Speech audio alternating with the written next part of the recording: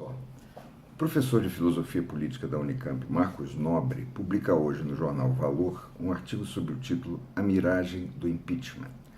Sua narrativa parte dos protestos populares de abril de 1983 contra a recessão, o desemprego, a inflação, durante os quais chegaram a ser arrancadas as grades do Palácio dos Bandeirantes, onde começava seu governo um político eleito pelo mesmo povo que agora protestava, Franco Montoro. Montoro fora eleito meses antes pelo PMDB na primeira eleição direta para governadores dos estados desde 1965. Marcos Nobre diz que ficou claro o divórcio entre a política oficial e o sofrimento social naquele que foi o penúltimo ano da ditadura e que esse divórcio tinha atingido o limite da ruptura. Mais à frente, ele se refere às jornadas de junho de 2013. Diz que desde então, abre aspas, um divórcio entre a base da sociedade e o sistema político parecido com aquele de 1983 se instalou de maneira duradoura. E aqui eu interrompo a citação para relembrar um dado que corrobora a percepção de Nobre.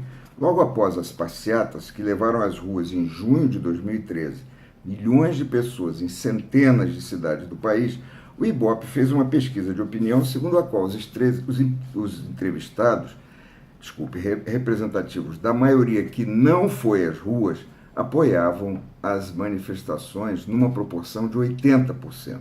Volto à citação.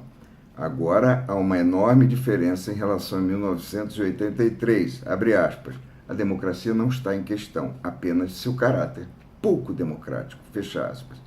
O articulista alinha em seguida dados que mostram as semelhanças sociais e demográficas entre os grupos que se manifestaram nos dias 13, fora Dilma, e 18, não vai ter golpe, de março. Trata-se de minorias e comenta, a base da sociedade parece não se emocionar com o grande fla-flu nacional. A questão de vida ou morte, diz ele, não é do afastamento ou não da presidente, mas a da capacidade do sistema político de se conectar com a base da sociedade. E aqui eu gostaria de dizer que o fla-flu, o fora Dilma versus o não vai ter golpe, faz parte da narrativa construída pelo próprio sistema político com a participação decisiva da mídia.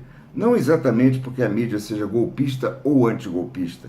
Embora haja isso também, acontece que a mídia não tem hoje capacidade de ir muito além dos poderes e contrapoderes, situação e oposição, que constituem um agarrado ao outro as duas partes principais do poder, com inicial maiúsculo.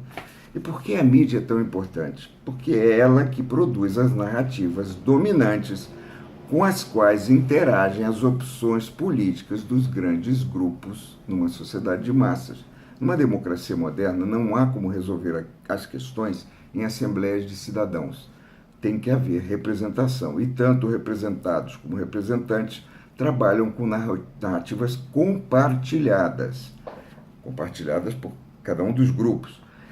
As fontes da imprensa política estão concentradas no mundo político oficial. Por isso, as narrativas não levam em conta adequadamente as aflições, as percepções, as esperanças e os interesses da grande maioria que hoje está desconectada do sistema de partidos. Será que a ascensão de um Michel Temer é capaz de emocionar alguém? Ou haverá, numa eventual eleição que venha a se fazer neste ano, candidaturas capazes de empolgar as massas, ainda que capazes de captar votos de eleitores?